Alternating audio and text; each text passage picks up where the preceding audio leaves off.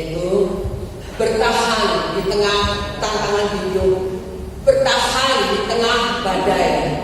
Saudara dikasih Tuhan, setiap kita pasti mengalami badai hidup. Adakah saudara yang datang pada pagi hari ini tidak pernah mengalami tantangan hidup, kesulitan? Saya percaya tidak ada, ya. Termasuk saya. Semuanya pasti kita akan mengalami, akan melewati. Mungkin saat ini kita ada di dalam pergumulan hidup. Saudara yang dikasih Tuhan, saya percaya pergumulan hidup itu berbagai macam bentuk, ya. Bahkan kita setiap hari ketika bangun di pagi hari, kita harus siap menghadapi tantangan. Sebab itu saudaraku, bila kita percaya, ya, anak-anak Tuhan, bangun pagi didahului oleh doa. Bertemu dulu dengan Tuhan sebelum kita bertemu dengan tantangan. Amin. Meskipun kita berdoa saja, ya, tapi ketika menghadapi tantangan itu berat, apalagi tidak berdoa. Saya percaya anak Tuhan yang ada di tempat ini pasti semuanya berdoa menghadap Tuhan lebih dahulu pada pagi hari. Jadi siap untuk menghadapi tantangan. Saudara, banyak dari tantangan dan kesulitan hidup yang kita hadapi, ya, banyak yang bisa kita atasi, banyak yang dapat diselesaikan, saudaraku, ya. Tetapi ada juga, ya, badai yang sulit kita pahami, bahkan tidak mengerti kenapa harus terjadi. Bahkan mungkin bagi kita mustahil untuk bisa diatasi. Namun saya mau katakan buat saudara dan saya, ketika kita sedang bertahan di dalam badai, pentingnya kita mengingat bahwa kekuatan rohani harus kita kembangkan untuk membantu diri kita. Amin, saudaraku. Ada kekuatan rohani yang luar biasa yang kita terima dari Tuhan. Saudara, mengapa kita harus bertahan di dalam badai? Mengapa kita harus bertahan di tengah tantangan hidup? Yakobus 1 ayat 12, mari kita baca bersama-sama, saudaraku. 2, 3. Berbahagialah orang yang bertahan dalam pencobaan, sebab apabila dia sudah tahan uji, dia akan menerima mahkota kehidupan yang dijanjikan Allah kepada barang siapa yang mengasihi dia. Oh, haleluya. Bertahan di dalam pencobaan, bertahan di dalam tekanan, itu memang tidak mudah, saudara. Berat. Saudara mengalami sendiri, saya juga mengalami, saudara. Tetapi kita harus bertahan. Kita harus kuat. Karena bertahan itu mendapatkan perkenanan Tuhan, saudara. Oh, bertahan itu diperkenan oleh Tuhan. Bertahan itu maksudnya begini, saudara. Meskipun kita diperhadapkan dengan tantangan hidup, ya, begitu pencobaan yang berat, tetapi kita tetap memberikan respon yang benar. Bertahan itu berarti kita tetap memberikan respon yang benar, bersikap yang benar, berbicara yang benar, bertingkah laku yang benar. Itu namanya bertahan, ya. Itu yang diperkenan oleh Allah, saudara. Mendapat perkenanan Allah. Saudara, ketika kita bertahan di dalam badai kehidupan, justru itu yang akan mendatangkan kualitas hidup sebagai anak-anak Tuhan. Jadi kualitas di mata Tuhan itu bukan karena di saat kita bisa mengadakan berbagai macam hal, bukan karena kita berhasil, saudara. Kualitas di mata Tuhan adalah ketika saudara bergantung sepenuhnya hanya kepada Tuhan dan firman-Nya, di mana kita tidak bisa mengandalkan keadaan segala sesuatu, lalu kita bergantung sepenuhnya kepada Tuhan dan firman-Nya. Itu kualitas di mata Tuhan, saudara. Sebab Sebab itu bertahanlah saudara, baik di dalam krisis, di dalam badai hidup ini saudara, karena itu mendatangkan kualitas. Di saat badai hidup yang datang menerpa saudara dan saya, Tuhan katakan dia bukan datang sebagai pendakwa, tetapi sebagai pengajar. Itu menurut kitab Nabi Yesaya. Mari saudara kita baca. Apa maksudnya ini saudara? Yesaya 30 ayat 20 sampai 21. Yesaya 30 ayat 20 sampai 21. 1, 2, 3. Dan walaupun Tuhan memberi kamu roti dan air serba sedikit, namun pengajarmu tidak akan menyembunyikan diri lagi, tetapi matamu akan terus melihat dia, dan telingamu akan mendengar perkataan ini dari belakangmu. Inilah jalan, berjalanlah mengikutinya, entah kamu menganan atau mengiring.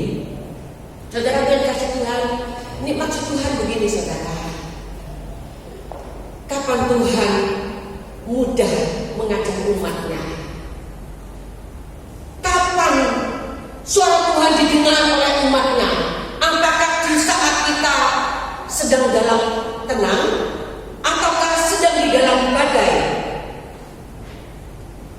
Makanya Tuhan sering membawa kita kepada roti yang serba sedikit, air yang serba sedikit, ya, justru di saat badai hidup itu saudara, ya. Tuhan ingin memperdengarkan suaranya. Dan pada saat itulah umat Tuhan seringkali kalau di dalam badai mau mendengar suara Tuhan.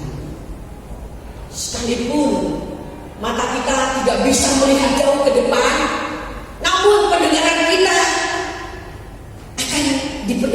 akan mendengar suara Tuhan. Itu Tuhan mau, ingin melihat kualitas sebagai anak-anak Tuhan. Justru di dalam penderitaan itulah kualitas itu muncul sejak anak-anak Tuhan. Di mana di dalam penderitaan itu anak-anak Tuhan tidak ada lagi, tidak bisa lagi bertahan, tidak ada lagi yang bisa diandalkan. Itulah mau mendengar, saat itulah mau mendengar suara Tuhan, saudara. Dan saat itulah yang dinamakan kualitas sebagai anak-anak Tuhan muncul ketika dihadapkan dengan kesulitan. Saat kita mau mendengar suaranya, itu yang disebut kualitas menurut cara pandang Tuhan. Saudara yang dikasih Tuhan, sebab itu biarlah kita bertahan, ya, di dalam penderitaan, di dalam badai, tetaplah bertahan, saudara. Ada waktu kesudahannya, dan saudara dan saya akan mengalami janji-janji Tuhan yang luar biasa. Bertahanlah saudara, bertahanlah di dalam Tuhan. Saudara, mengapa dan bagaimana supaya kita dapat bertahan di dalam tekanan? Bagaimana supaya kita dapat bertahan di dalam tekanan? Kita mau belajar dari kisah Ayub, saudara. Kita baca di dalam Ayub 6 ayat 11 sampai 12. Ayub mengalami suatu hal yang luar biasa. Tekanan-tekanan di dalam hidup, penderitaan yang mungkin saat sekarang ini tidak ada yang seperti Ayub alami, saudara. Ini kesaksian Ayub, dia mengalami sendiri di dalam kehidupannya. Ayub 6 ayat 11 sampai 12. Saya bacakan untuk saudara, ya. Apakah kekuatanku sehingga aku sanggup bertahan? Dan apakah masa jelasku sehingga aku harus bersabar? Apakah kekuatanku seperti kekuatan batu? Apakah tubuhku dari tembaga? Saudara kasih Tuhan, Ayub ketika di tengah tekanan, di tengah badai, hampir-hampir juga merasakan tidak kuat, saudara. Hampir-hampir juga tidak mampu bertahan. Siapa saja yang mampu bertahan? Selain kita mendapatkan kasih karunia Tuhan yang hadir di dalam kehidupan saudara dan saya, tidak ada orang yang bertahan dengan sendirinya dengan kekuatan yang timbul dari kita sendiri, saudara. Ayub benar-benar mendapat kekuatan yang dari Allah, saudara. Ya. Kenapa Ayub kuat bertahan? Ya, di ayat yang ke-10 itu mengatakan demikian, saudara. Ayub 6 ayat yang ke-10. Itulah yang masih merupakan hiburan bagiku, bahwa bahkan aku akan melompat-lompat kegirangan di waktu kepedihan yang tak kenal belas kasihan, sebab aku tidak pernah menyangkal firman yang Maha Kudus. Saudara kasih Tuhan, di dalam penderitaannya yang menghiburkan Ayub yaitu bahwa dia tidak berpaling dari firman. Itu yang menguatkan Ayub, percaya diri bahwa aku tidak pernah meninggalkan Allah. Bahkan Ayub itu berusaha menghormatinya, berusaha mentaati Allah. Cukup itu menjadi penghiburan dan kekuatan bagi Ayub. Ternyata bersandar kepada firman-Nya itu sungguh ada kekuatan. Mempercayai firman-Nya itu ada kekuatan, ada ketenangan, ada ketentraman.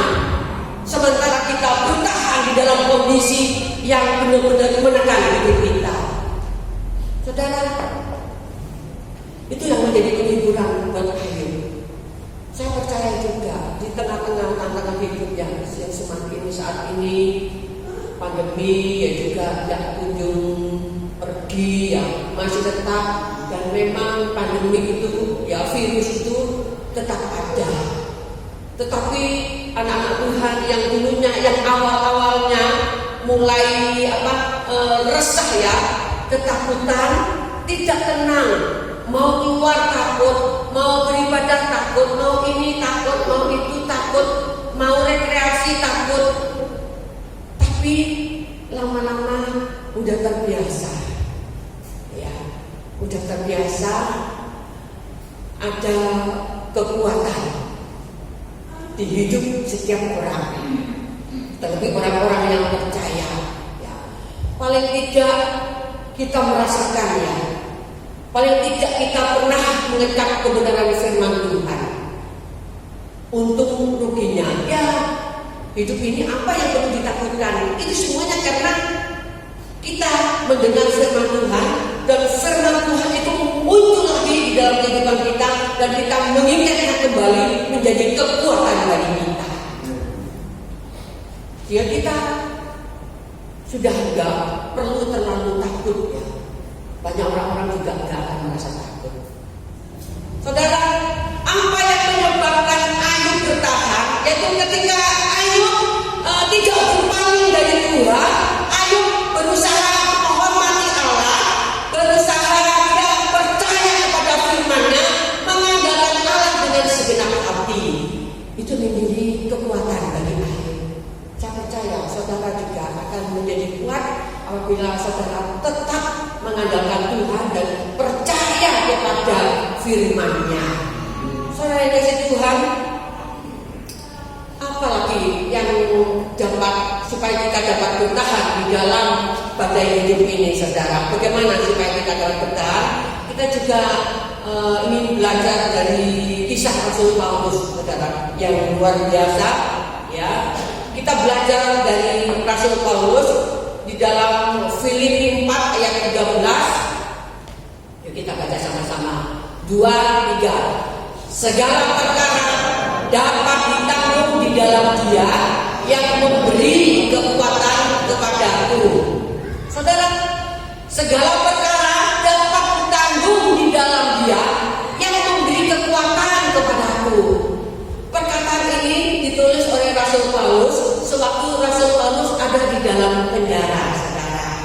Ada banyak tekanan. Penjara itu bukan satu hal yang menyenangkan, saudara, ya, karena terbelenggu, tidak ada kebebasan di dalam penjara, tidak enak. Bahkan jemaat yang ada di Filipi justru khawatir terhadap Rasul Paulus sebagai seorang pengajar. Dia berdoa dan dia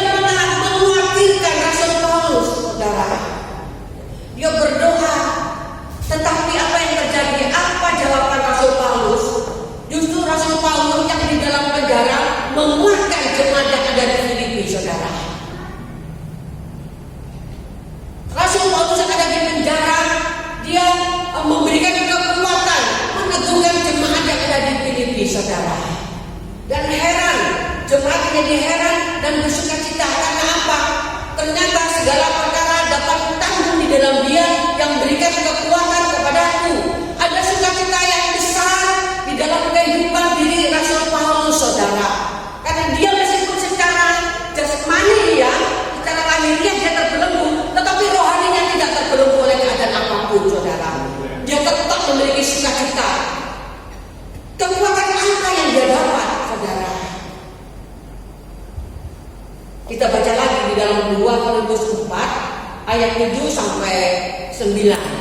Ini kekuatan ini yang Rasul Paulus dapatkan, saudara. Tetapi harta ini kami punyai dalam perjalanan tanah liat, supaya nyata bahwa kekuatan yang berlimpah-limpah itu berasal dari Allah, bukan dari diri kami. Dalam segala hal kami ditindas, namun tidak terjepit. Kami habis akal, namun tidak putus asa. Kami dianiaya, namun tidak ditinggalkan sendirian. Kami dihempaskan, namun tidak binasa. Luar biasa, saudara. Ya. Jadi kuasa yang didapatkan oleh Rasul Paulus, kuasa dan kasih karunia itu ternyata berada pada setiap orang percaya. Amin. Kuasa dan kasih karunia itu berada pada setiap orang percaya. Jadi kekuatan kita bukan kalau kita bisa bertahan, itu bukan kekuatan berasal dari kita, saudara. Itu secara tidak langsung karena saudara sudah berdoa, saudara sudah beribadah, mendengarkan firman Tuhan. Itu merupakan kekuatan yang bertanam oleh saudara dalam kehidupan saudara dan saya. Itu berasal dari Allah yang berdiam di dalam diri kita. Bencana tanah liat itu saudara dan saya. Ya. Oleh karena harta rohani yang tinggal di dalam diri saudara dan saya, itu yang membuat kita bertahan, tidak terkalahkan, saudara. Memang sewaktu kita percaya kepada Yesus, ya, kita terima pengampunan dan Tuhan berjanji Tuhan akan menyelamatkan kita. Dan bukan hanya Tuhan sebagai juru selamat kita, tapi Tuhan juga berjanji ya, bahwa Tuhan akan memberi kuasa kepada setiap orang yang percaya kepadanya dan kasih karunia untuk tinggal di dalamnya. Makanya Tuhan juga berkata, tinggallah di dalamku. Tuhan katakan, tinggallah di dalamku. Dan kalau ada, saudara, ya, jika ada anak Tuhan yang mengalami kekalahan rohani, ya, itu bukan karena kurangnya kasih karunia Allah, atau bukan karena hebatnya penderitaan, saudara, tetapi karena lalainya dia tinggal di dalam kasih karunia Allah. Bisa lalai, bisa, saudara, bisa seorang karena hidup dia lepas, saudara. Jadi bukan karena kurangnya kasih karunia Allah, bukan hebatnya penderitaan.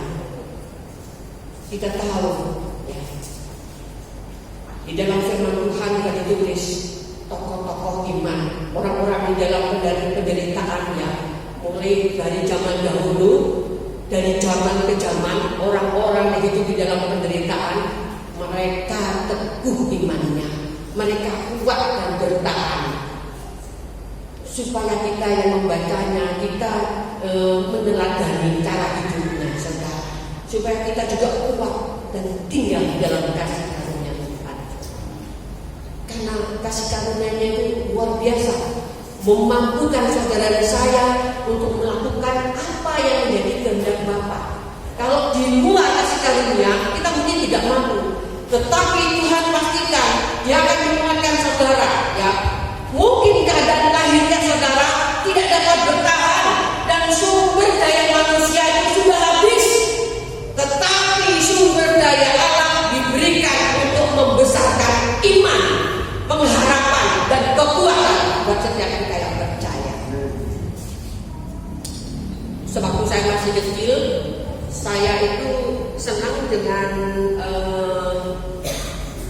boneka, tapi boneka itu dari balon, saudara.